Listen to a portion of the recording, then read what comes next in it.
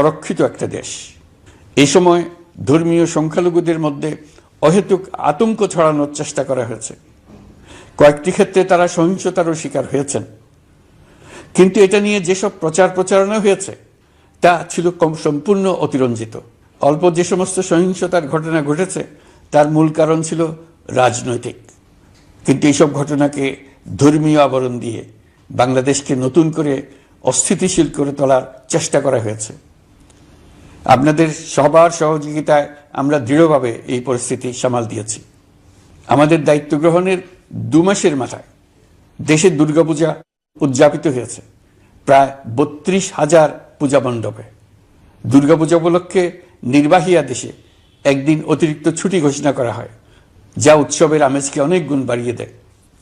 দুর্গাপূজাকে ঘিরে আমরা ব্যাপক নিরাপত্তা প্রস্তুতি নিই, যার ফলে দেশের হিন্দু সম্প্রদায় নির্বিঘ্নে তাদের উৎসব পালন করেছে। আমরা দায়িত্বে আসার পর যে অল্প কিছু ক্ষেত্রে তারা সহিংসতার শিকার হয়েছেন, আমরা তার প্রতিটি ঘটনার তদন্ত করেছি। শুধু হিন্দু সম্প্রদায় নয়, দেশের কোনো মানুষই যাতে কোনো রকম সহিংসতার শিকার না হয় সেই জন্য আমরা যথাসাধ্য চেষ্টা করছি এবং সবসময় সে চেষ্টা করে যেতে থাকব। আপনারা জানেন, চলতি বছর বাংলাদেশের বিভিন্ন অঞ্চলে 6টি বন্যা হয়েছে। আপনাদের সবার সহযোগিতায় আমরা এই বন্যা মোকাবেলা করেছি। বাংলাদেশের দেশপ্রেমিক সশস্ত্র বাহিনী বন্যা মোকাবেলায় জনগণের সাথে কাঁধে কাঁধ মিলিয়ে কাজ করেছে। বন্যা মোকাবেলা ও বন্যা পরবর্তী পুনর্বাসনের লক্ষ্যে বিশ্বব্যাংকের $250 মিলিয়ন অনুদান এবং স্থানীয় অনুদানের মাধ্যমে 100 কোটি টাকারও বেশি অর্থ সংগ্রহ করা হয়েছে। বন্যার ফলে অনেক জায়গায় ফসলহানি হয়েছে, ব্যাহত হয়েছে পণ্য সরবরাহ শৃঙ্খল। বন্যা পরবর্তী সময়ে বাজারে শাকসবজি সহ নিত্য প্রয়োজনীয় পণ্যের দাম বেড়েছে, ফলে আপনাদের কষ্ট হয়েছে। নিত্য পণ্যের দাম সহনীয় পর্যায়ে রাখতে আমরা যথাসাধ্য চেষ্টা করছি। বাজারে ডিমের সরবরাহ বাড়ানোর জন্য আমরা 9.5 কোটি ডিম আমদানির অনুমতি দিয়েছি। এই জন্য প্রয়োজনীয় শুল্ক ছাড়ও দেওয়া হয়েছে।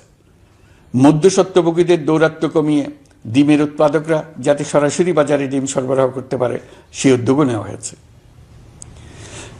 মানুষ যাতে স্বল্প মূল্যে কৃষিপণ্য কিনতে পারে সেজন্য রাজধানী সহ বিভিন্ন স্পটে সরকারি কিছু পণ্য বিক্রি করা হচ্ছে। টিসিবির মাধ্যমে 1 কোটি নিম্ন আয়ের ফ্যামিলি কার্ডের মধ্যে 57 লাখকে স্মার্ট কার্ডে রূপান্তরিত করা হয়েছে। বন্যার ফলে চালের উৎপাদন ব্যাহত হওয়ায় চাল আমদানিতে শুল্ক ছাড় দেওয়া হয়েছে।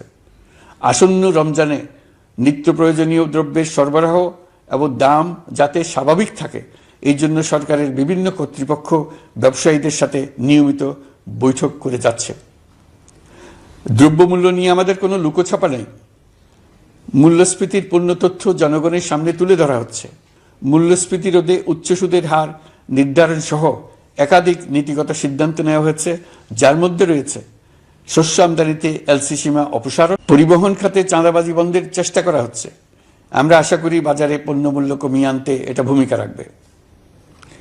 নেপাল থেকে পানি বিদ্যুৎ বাংলাদেশে আনার ব্যবস্থা করা হয়েছে।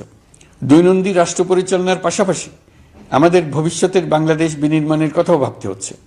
আপনারা সবাই জানেন, আমাদের সবচেয়ে গুরুত্বপূর্ণ কাজ হচ্ছে একটি অবাধ সুষ্ঠু নির্বাচন আয়োজনের মধ্য দিয়ে নির্বাচিত সরকারের কাছে দায়িত্ব হস্তান্তর। আমরা রাজনৈতিক দলগুলোর সঙ্গে আমাদের নিয়মিত যোগাযোগ অব্যাহত রেখেছি। বিভিন্ন ইস্যুতে তাদের মতামত নিয়ে যাচ্ছি। সরকারের সিদ্ধান্ত গ্রহণে এসব মতামত অনেকাংশে প্রতিফলিত হচ্ছে। চলমান সংস্কার প্রক্রিয়ায় তাদের প্রতিটি মতামত সক্রিয়ভাবে বিবেচনায় নেওয়া হচ্ছে। আমরা আশা করছি নির্ধারিত সময়ে ডিসেম্বর-জানুয়ারির মধ্যেই সংস্কার কমিশনগুলো তাদের সুপারিশমালা সরকারের কাছে পেশ করতে পারবে। তাদের সুপারিশ নিয়ে আমরা রাজনৈতিক দলগুলোর সঙ্গে ক্রমাগতভাবে আলোচনায় বসব। সকলের ঐক্যমত্যের ভিত্তিতেই আমরা সংস্কার প্রস্তাব চূড়ান্ত করব। নির্বাচন কবে হবে এই প্রশ্ন আপনাদের সবার মনেই আছে, আমাদের মনেও সারাক্ষণ আছে। আপনারা লক্ষ্য করেছেন, নির্বাচন আয়োজনের লক্ষ্যে আমরা প্রয়োজনীয় পদক্ষেপ নিতে শুরু করেছি। কয়েকদিনের মধ্যে নির্বাচন কমিশন গঠন হয়ে যাবে। তারপর থেকে নির্বাচন আয়োজন করার সমস্ত দায়িত্ব তাদের উপর বর্তাবে। নির্বাচন কমিশন ভোটার তালিকা হালনাগাদ সহ আরও কিছু কাজ শুরু করে দিতে পারবে, যা একটা অবাধ নির্বাচনের সাথে সরাসরি সম্পৃক্ত। প্রথমবারের মতো প্রবাসী বাংলাদেশিরা পোস্টাল ব্যালটের মাধ্যমে যাতে তাদের ভোটাধিকার প্রয়োগ করতে পারে সে লক্ষ্যেও সরকার কাজ করছে। তবে আমরা মনে করি না যে একটা নির্বাচন কমিশন গঠন করে দিলেই নির্বাচন আয়োজনে আমাদের দায়িত্ব শেষ। রাষ্ট্র ব্যবস্থায় সংস্কার আমাদের এই সরকারের অন্যতম অঙ্গীকার। আপনারাই আমাদেরকে এই ম্যান্ডেট দিয়েছেন। যেই 6টি সংস্কার কমিশন আমরা শুরুতে গঠন করেছিলাম তারা ইতোমধ্যে তাদের কার্যক্রম অনেক দূর এগিয়ে নিয়েছে। বিভিন্ন গণমাধ্যমে আপনারা তাদের কার্যক্রমের আপডেটও দেখছেন। কয়েকটি সংস্কার কমিশন ডিজিটাল প্ল্যাটফর্ম গঠন করেছে। আমার অনুরোধ, আপনারা এই প্ল্যাটফর্মে উৎসাহ সহকারে আপনাদের মতামত জানাতে থাকুন। প্রথম 6টি সংস্কার কমিশনের মধ্যে একটি হল নির্বাচন সংস্কার কমিশন। নির্বাচন অনুষ্ঠানের জন্য এই কমিশনের সুপারিশমালা অত্যন্ত জরুরি। তাদের প্ল্যাটফর্মে যান, আপনার মতামত খোলাখুলিভাবে তুলে ধরুন। আপনি দেশের মালিক, আপনি বলে দিন আপনি কি চান, কিভাবে চান। নির্বাচন নিয়ে আপনাদের সকল বক্তব্য বিনা দ্বিধায় বলতে থাকুন। আপনার মনের কথা তুলে ধরুন। আমার অনুরোধ, সংস্কারের কথাটাও একই সঙ্গে বলুন। সংস্কারকে পাশ কাটিয়ে যাবেন না। নির্বাচনের কথা বলার সঙ্গে নির্বাচন ও অন্যান্য ক্ষেত্রে সংস্কারের কথাটিও বলুন। সংস্কার হলো জাতির দীর্ঘমেয়াদী জীবনী শক্তি। সংস্কার জাতিকে, বিশেষ করে আমাদের তরুণ তরুণীদের নতুন পৃথিবী সৃষ্টির সুযোগ দেবে। জাতিকে বঞ্চিত করবেন না। নির্বাচন আয়োজনে যে সংস্কার কমিশনের সুপারিশমালায় রাজনৈতিক দলসমূহ এবং দেশের সকল মানুষের মতামত অপরিহার্য, সেই কমিশন হলো সংবিধান সংস্কার কমিশন। এই সুপারিশমালার যে অংশ সকলের কাছে গ্রহণযোগ্য হবে তার ভিত্তিতে নির্বাচনী আইন সংশোধন করতে হবে। সমান্তরালভাবে ভোটার তালিকাও হালনাগাদ করার প্রক্রিয়া চলতে থাকবে। আমি নিশ্চিত নই সংস্কার প্রস্তাব সমূহ বাস্তবায়নের সুযোগ আমরা কতটুকু পাব। তবে আমি আপনাদের কথা দিচ্ছি, আপনারা সুযোগ দিলে প্রয়োজনীয় কিছু অত্যাবশ্যকীয় সংস্কার কাজ শেষ করেই আমরা আপনাদের কাঙ্ক্ষিত নির্বাচন আয়োজন করব। ততদিন পর্যন্ত আমি আপনাদের ধৈর্য ধারণ করার অনুরোধ করব। আমরা চাইব আমরা যেন এমন একটি নির্বাচন ব্যবস্থা সৃষ্টি করতে পারি যা যুগ যুগ ধরে অনুসরণ করা যাবে। এর ফলে সাংবৎসরিক রাজনৈতিক সংকট থেকে আমাদের দেশ রক্ষা পাবে। এই জন্য প্রয়োজনীয় সময়টুকু আমি আপনাদের কাছ থেকে চেয়ে নিচ্ছি। নির্বাচনী সংস্কারের সিদ্ধান্ত হয়ে গেলে খুব দ্রুত আপনারা নির্বাচনের রোডম্যাপও পেয়ে যাবেন। অন্তর্বর্তী সরকার সৃষ্টি হয়েছে রাজনীতিকে নীতির কাঠামোয় আনার জন্য এবং রাজনীতির জন্য নতুন পরিবেশ সৃষ্টির নিবিড় আকাঙ্ক্ষা থেকে। এই আকাঙ্ক্ষা পূরণ করা থেকে জাতিকে বঞ্চিত করবেন না। নির্বাচনের ট্রেন যাত্রা শুরু করেছে, এটা আর থামবে না। কিন্তু যেতে যেতে আমাদের অনেকগুলো কাজ সেরে ফেলতে হবে। এই ট্রেন শেষ স্টেশনে কখন পৌঁছবে সেটা নির্ভর করবে কত তাড়াতাড়ি আমরা তার জন্য রেল লাইনগুলো বসিয়ে দিতে পারি, আর তা হবে রাজনৈতিক দলসমূহের ঐক্যমত্যের মাধ্যমে। ইতিমধ্যে অন্যান্য সংস্কার কমিশনের সুপারিশমালা নিয়ে আলাপ চলতে থাকবে। নির্বাচন ছাড়াও আরও গুরুত্বপূর্ণ সংস্কার করার ব্যাপারে ঐক্যমত গঠনের জন্য অতিরিক্ত সময় প্রয়োজন হতে পারে।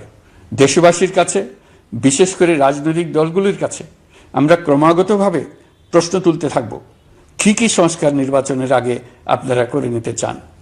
নির্বাচনের আয়োজন চলাকালীন কিছু সংস্কার হতে পারে। সংস্কারের জন্য নির্বাচনকে কয়েক মাস বিলম্বিতও করা যেতে পারে। আমরা 2 দিন পরে চলে যাব, কিন্তু আমাদের মাধ্যমে জাতির জন্য যে ঐতিহাসিক সুযোগ সৃষ্টি হলো সেই সুযোগটা যেন কোনো রকমেই হাতছাড়া করে না দিই, এটার ব্যাপারে দৃঢ় থাকার জন্য আমি দলমত, নারী পুরুষ, ধর্ম, তরুণ, বৃদ্ধ, ছাত্র, ব্যবসায়ী, শ্রমিক, কৃষক নির্বিশেষে সবার কাছে আহ্বান জানাচ্ছি। আশা করি আপনারা আমার এই আবেদন গ্রহণ করবেন। দেশে সংগঠিত অন্যান্য অপরাধের বিচার প্রক্রিয়া ত্বরান্বিত করার জন্য দেশের বিভিন্ন জেলায় সহস্রাধিক প্রসিকিউটর নিয়োগ দেওয়া হয়েছে। হাইকোর্টে ইতিমধ্যে নিয়োগ দেওয়া হয়েছে 23 জন নতুন বিচারক। বিচার বিভাগকে ঘুষ ও দুর্নীতিমুক্ত করার জন্য সম্ভব সব ধরনের চেষ্টাই করা হচ্ছে। বিচারপতিদের নিয়মতান্ত্রিক উপায়ে শাস্তিমূলক ব্যবস্থা গ্রহণের জন্য সুপ্রিম জুডিশিয়াল কাউন্সিল পুনর্বহাল করা হয়েছে। শুধু বিচার বিভাগই নয়, সর্বগ্রাসী দুর্নীতির হাত থেকে দেশের সব খাতকেই রক্ষা করতে আমরা সচেষ্ট হয়েছি। দুর্নীতি দমন কমিশন পুনর্গঠনের কাজ প্রায় শেষ পর্যায়ে। দুর্নীতি ও অর্থ পাচারে অভিযুক্ত প্রভাবশালী 150 ব্যক্তির তালিকা তৈরি এবং 79 জনের বিরুদ্ধে অনুসন্ধান শুরু হয়েছে। 15% হারে আয়কর পরিশোধ করে অপ্রদর্শিত পরিসম্পদ অর্থাৎ কালো টাকা সাদা করার বিধান বাতিল করা হয়েছে।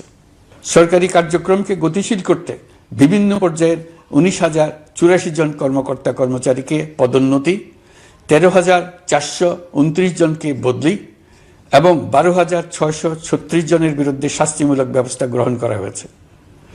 সাংবিধানিক প্রতিষ্ঠান পাবলিক সার্ভিস কমিশন পুনর্গঠন করা হয়েছে। কুখ্যাত সাইবার সিকিউরিটি আইন বাতিলের নীতিগত সিদ্ধান্ত হয়েছে। এই আইনের অধীনে হওয়া যেসব মামলা মানুষের মত প্রকাশের অধিকারের সাথে সম্পর্কিত সেগুলো প্রত্যাহার করা হয়েছে। এছাড়াও 133টি আইন বিধিবিধান তৈরি ও সংশোধন করা হয়েছে। 353টি গুরুত্বপূর্ণ নীতি নির্ধারণী সিদ্ধান্ত গ্রহণ করা হয়েছে। ছাত্রছাত্রীদের দাবি মেনে ইতিমধ্যে সরকারি চাকরির বয়সসীমা 32-এ উন্নীত করা হয়েছে। আমরা জানি আমাদের কাছে আপনাদের আরো অনেক দাবি দেওয়া আছে। দীর্ঘদিনের অপশাসন, অত্যাচার, অনাচারের ফলে আপনাদের মনে অনেক ক্ষোভ পঞ্জীভূত হয়েছে। দেশে বাক স্বাধীনতা না থাকায় আমরা কেউ আমাদের মতামত, দাবি দেওয়া প্রকাশ করতে পারিনি। আমরা আপনাদের প্রতিটি দাবির প্রতি সহানুভূতিশীল। আমরা ধৈর্য সহকারে আপনাদের কথা শুনতে চাই, কিন্তু সেজন্য আপনারা সড়ক অবরোধ করে জনদুর্ভোগ সৃষ্টি করলে আমাদের সকলেরই অসুবিধা হয়। আমাদের একান্ত অনুরোধ, আপনারা নির্দিষ্ট চ্যানেল মেনটেন করে আপনাদের দাবি দেওয়া পেশ করবেন। আমাদের বৃহৎ রপ্তানি পণ্য গার্মেন্টস শিল্পে গত কিছুদিন ব্যাপক অস্থিরতা বিরাজ করছে। ফ্যাসিস্ট সরকারের সুবিধাভোগী বেশ কিছু গার্মেন্টস মালিক পালিয়ে যাওয়ায় শ্রমিকদের বেতন ভাতা নিয়ে অনিশ্চয়তা তৈরি হয়েছে। অন্য অনেক কারখানাও শ্রমিকদের ন্যায্য বেতন সহ অন্যান্য সুবিধা থেকে বঞ্চিত ছিল।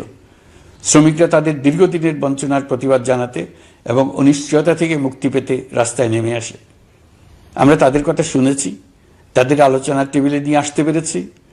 আমরা অত্যন্ত আনন্দিত যে মালিক শ্রমিকের মধ্যে 18 দফার একটা ব্যাপক ভিত্তিক চুক্তি স্বাক্ষরিত হয়েছে। বড় ধরনের কোনো সহিংসতা ছাড়াই আমরা শ্রমিক অসন্তোষ নিরসন করতে পেরেছি। তারা আবার উৎপাদনে ফিরেছে। এতে প্রাণ ফিরে পেয়েছে বাংলাদেশের রপ্তানিমুখী এই শিল্প। নানা প্রতিকূলতা সত্ত্বেও অক্টোবর মাসে আমাদের রপ্তানিতে প্রবৃদ্ধি হয়েছে প্রায় 21%। আমরা যখন কাজ শুরু করেছি দেশের অর্থনীতি ছিল বিপর্যস্ত। বৈদেশিক মুদ্রার রিজার্ভ ছিল তলানিতে। আসার কথা, এই রিজার্ভ পরিস্থিতি এখন উন্নতির পথে। গত 3 মাসে রিজার্ভে কোনো রকম হাত না দিয়েই আমরা প্রায় $2 বিলিয়ন বৈদেশিক ঋণ শোধ করতে পেরেছি। জ্বালানি তেল আমদানিতে পুঞ্জীভূত বকেয়ার পরিমাণ $478 মিলিয়ন হতে কমিয়ে $160 মিলিয়ন আনতে পেরেছি। অর্থনীতি পুনরুদ্ধারে আমরা সর্বাত্মক চেষ্টা চালিয়ে যাচ্ছি। বিশ্বব্যাংক, IMF সহ বিভিন্ন দাতা সংস্থা ইতিমধ্যে ঋণ ও অনুদান হিসেবে $8 বিলিয়ন দেওয়ার প্রতিশ্রুতি দিয়েছে, যা আমাদের ভঙ্গুর অর্থনীতিকে সচল করতে সক্ষম হবে। পতিত সরকার আমাদের জন্য যে ভঙ্গুর অর্থনৈতিক পরিস্থিতি রেখে গিয়েছে তাতে রাজস্ব আদায়ে গতি আনতে হিমশিম খেতে হচ্ছে জাতীয় রাজস্ব বোর্ডকে। এর মধ্যেও জুলাইয়ের নেতিবাচক অবস্থা থেকে অক্টোবর নাগাদ রাজস্ব আদায়ে 9.9% প্রবৃদ্ধি অর্জিত হয়েছে। আগের অর্থ বছরের সংশোধিত বাজেটে বিপুল রাজস্ব ঘাটতি ছিল, যে কারণে এবার শুরু থেকেই রাজস্ব আদায়ের লক্ষ্যমাত্রা অনেক বেড়ে যায়। এর ফলে স্বৈরাচার পতনের পরবর্তী 3 মাসে 9.9% রাজস্ব বৃদ্ধির পরেও লক্ষ্যমাত্রার বিপরীতে 23%-এর বেশি ঘাটতি থেকে যায়। রাজস্ব আদায়ের গতি আনতে আমি এখন অনলাইনে আয়কর রিটার্ন জমা দিতে উৎসাহিত করছি। আন্তর্জাতিক সাহায্য সংস্থা, বিশ্বব্যাংক, IMF, UNDP ইত্যাদি প্রধানদের সঙ্গে আমার দীর্ঘ বৈঠক হয়েছে। তারাও বাংলাদেশকে নতুনভাবে এবং সর্বাত্মকভাবে সাহায্যের জন্য তাদের আগ্রহ ব্যক্ত করেছেন। চীনের পররাষ্ট্রমন্ত্রীর সঙ্গে একান্ত বৈঠকে চীনের পক্ষ থেকে যাবতীয় সাহায্যের আশ্বাস দিয়েছেন। 100 দিন আগে আর্থিক দিক থেকে আমরা যে লণ্ডভণ্ড অবস্থা থেকে যাত্রা শুরু করেছিলাম সেটা এখন অতীত ইতিহাস হয়ে দাঁড়িয়েছে। এই 100 দিনে অর্থনীতি সবল অবস্থানে চলে এসছে। এটা সম্পূর্ণ নিজস্ব নীতিমালা দিয়ে হয়েছে।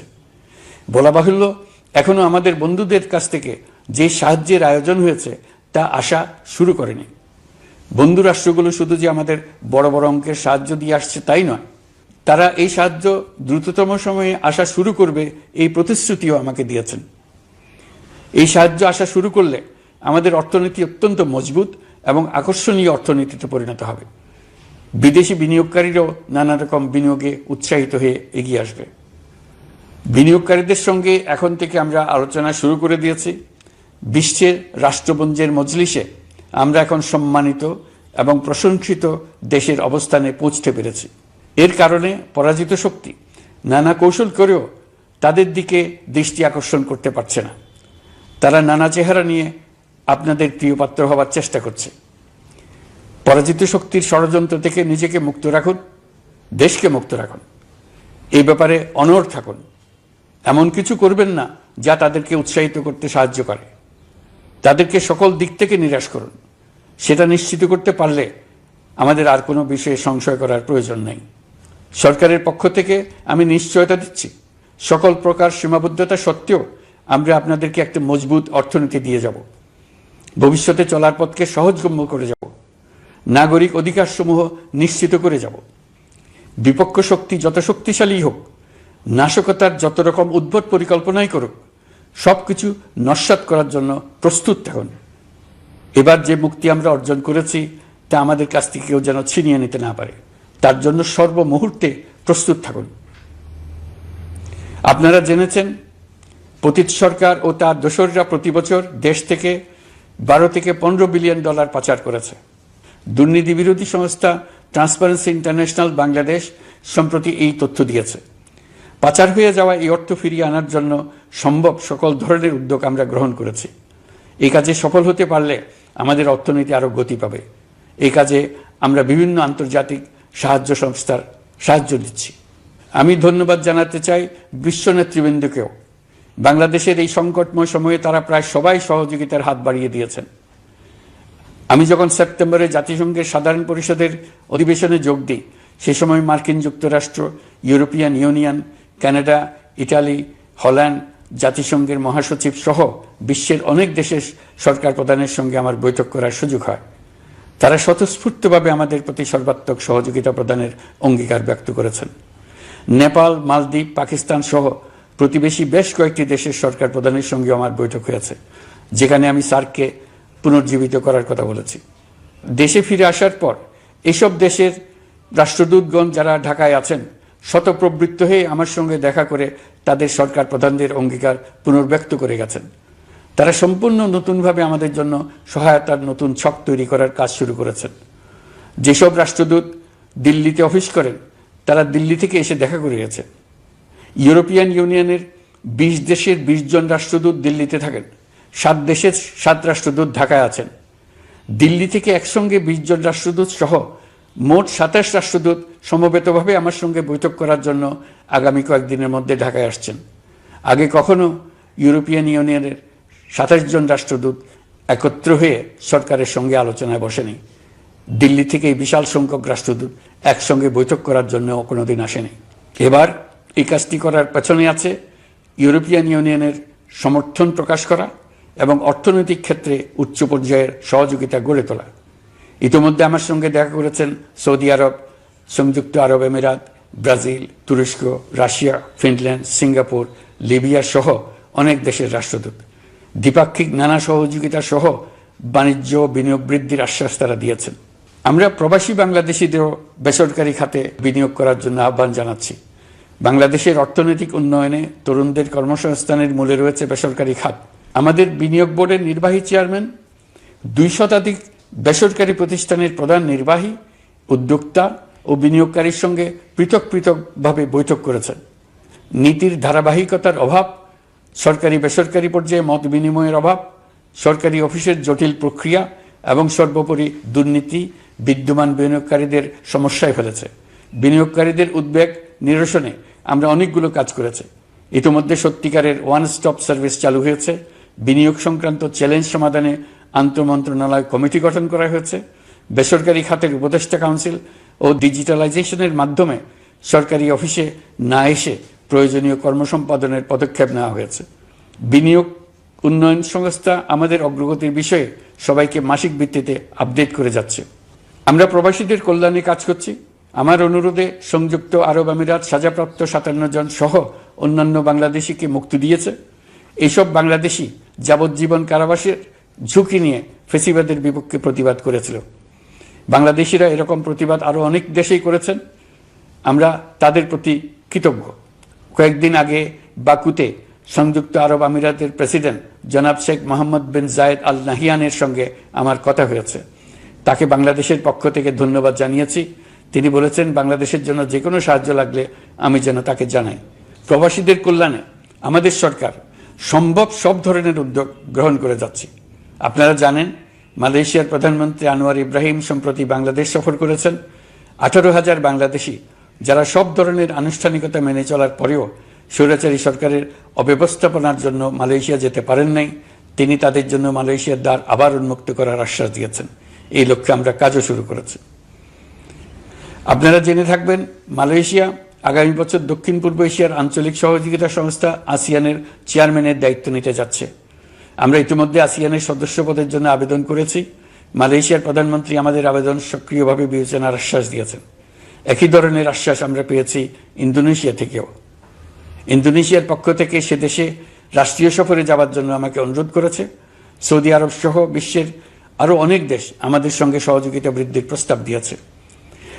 প্রথমবারের মতো ওআইসি সদর দপ্তরে আমরা স্থায়ীভাবে রাষ্ট্রদূত নিয়োগ দিয়েছি। তুরস্কের রাষ্ট্রপতি রিসেপ তাইয়েপ এরদোগানের সাথে আগে আমার টেলিফোনে আলাপ হয়েছে। এবার COP29 সম্মেলনে গিয়ে তিনিও তার স্ত্রীর সঙ্গে অত্যন্ত অন্তরঙ্গ পরিবেশে আলোচনা হয়েছে। বাংলাদেশের প্রতি তার বিশেষ সমর্থনের কথা তিনি বারবার প্রকাশ করেছেন। তুরস্কের একটি বাণিজ্য প্রতিনিধি দল ইতিমধ্যে বাংলাদেশ সফর করেছে। তুরস্ক এদেশের সঙ্গে অর্থনৈতিক সম্পর্ক উন্নয়নের জন্য টার্কিশ ইনভেস্টমেন্ট অথরিটি বা তিকা একটি অফিস ঢাকায় স্থাপনের জন্য ঘোষণা দিয়েছে। এর মাধ্যমে তুরস্কের বিনিয়োগ ও বাণিজ্য বৃদ্ধির উদ্যোগ নেওয়া হবে। এ উদ্দেশ্যে চলতি মাসে একটি উচ্চ ক্ষমতা সম্পন্ন দল তুরস্ক থেকে বাংলাদেশে আসছেন। প্রিয় দেশবাসী, নতুন হজ প্যাকেজ ঘোষণা করা হয়েছে। তাতে হজের ব্যয় 1 লাখ টাকারও বেশি কমিয়ে আনা হয়েছে। পাশাপাশি আমরা এই সিদ্ধান্ত গ্রহণ করেছি এই বছর সরকারি খরচে কাউকে হজে পাঠানো হবে না। আমরা নতুন বাংলাদেশকে একটা পরিবেশ বান্ধব এবং জীব বৈচিত্র্যময় দেশ হিসেবে গড়ে তোলার উদ্যোগ নিয়েছি। এটি তরুণদের আকাঙ্ক্ষা, আমাদের সবারই আকাঙ্ক্ষা। সেই লক্ষ্যে আমি প্রথমেই একটি ক্ষুদ্র পদক্ষেপ নিয়েছি। সমগ্র সচিবালয়ে প্লাস্টিকের পানির বোতল ব্যবহার নিষিদ্ধ করেছি। ইতিমধ্যে সুপার শপগুলোতে পলিথিনের শপিং ব্যাগ ব্যবহার বন্ধ করার উদ্যোগ নেওয়া হয়েছে। গত কয়েক দশকে যে পরিমাণ নদী দূষণ হয়েছে আমরা তা বন্ধ করার উদ্যোগ নিয়েছি। আপনারা সবাই অবগত আছেন জলবায়ু পরিবর্তন আমাদের জীবনযাত্রার জন্য কীরকম হুমকি হয়ে আসছে। গত 1 বছরে বাংলাদেশ প্রায় 15টি প্রাকৃতিক দুর্যোগের শিকার হয়েছে। মানুষের সৃষ্ট নানাবিধ দুর্যোগের পাশাপাশি এসব প্রাকৃতিক দুর্যোগের বিপক্ষেও আমাদের লড়তে হচ্ছে। আজারবাইজানে জলবায়ু সম্মেলনে বিশ্ব নেতৃবৃন্দকে আমি আমার উদ্যোগের কথা জানিয়েছি। সেখানে জাতিসংঘের মহাসচিব, ইউরোপ, এশিয়া, আফ্রিকার অনেক সরকার প্রধানের সঙ্গে আমার দেখা হয়েছে। যতটুকু আলাপ আলোচনা সম্ভব হয়েছে আমি সবার কাছে জলবায়ুর প্রতিকূল প্রভাব মোকাবেলা সহ গণতান্ত্রিক উত্তরণের পথে বাংলাদেশের অগ্রযাত্রায় সহযোগিতা চেয়েছি। তারা সবাই সহযোগিতার অঙ্গীকার করেছেন। গত 100 দিনে আমরা অনেক কল্যাণমূলক কাজ করেছি যা এখানে স্বল্প পরিসরে বর্ণনা করা সম্ভব নয়। আমাদের সরকার স্বচ্ছতা ও জবাবদিহিতায় বিশ্বাসী। তাই আমি সরকারের সকল মন্ত্রণালয়কে নির্দেশ দিয়েছি তাদের নিজ নিজ কাজের বিস্তারিত বিবরণ নিজেদের ওয়েবসাইট ও সামাজিক যোগাযোগ মাধ্যমে প্রকাশ করার জন্য। আমি আমার দপ্তরকেও বলেছি সরকারের সব কাজের বিবরণ যাতে জনগণ জানতে পারে এই জন্য যেন প্রয়োজনীয় পদক্ষেপ নেওয়া হয়।